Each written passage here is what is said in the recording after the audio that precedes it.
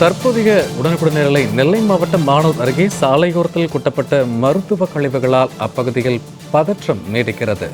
ரஸ்தாவில் இருந்து மதவக்குறிச்சி செல்லும் சாலையில் மருத்துவ கழிவுகள் கொட்டப்பட்டு தற்போது தீ வைத்து எரிக்கப்பட்டிருப்பதாக உடனுக்குடன் நேரலை தகவல்கள் தெரிவிக்கின்றன.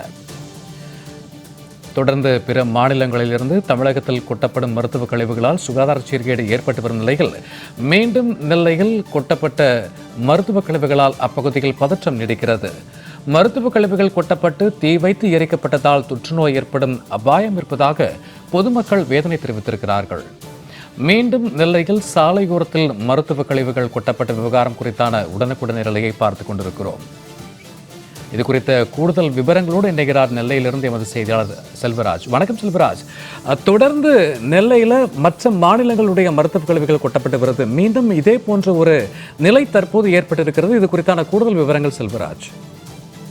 நிச்சயமாக சூர்யா, நெல்லை மாவட்டத்தில் கடந்த சில மாதங்களுக்கு முன்பாக சேரமாதேவி அருகே உள்ள கல்லூர் பகுதியில் கேரளா மாநிலத்திலிருந்து அதிகமாக மருத்துவ கழிவுகள் அந்த கிராமத்தை சுற்றி பல இடங்களில் கொட்டப்பட்டிருந்தது.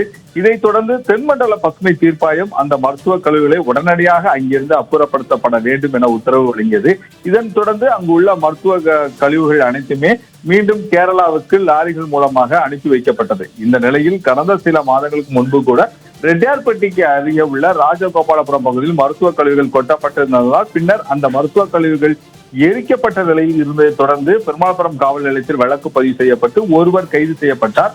இதே போல் தற்போது மருத்துவ கழிவுகள் மக்கள் நடமாடும் கூடிய பகுதியிலோ காட்டு பகுதியிலோ கொட்டினால் மிக கடுமையான நடவடிக்கை எடுக்கப்படும் என மாவட்ட நிர்வாகம் தொடர்ந்து தங்களுடைய அறிவுறுத்தலை தொடர்ந்து தெரிவித்துக் கொண்டு வந்தது.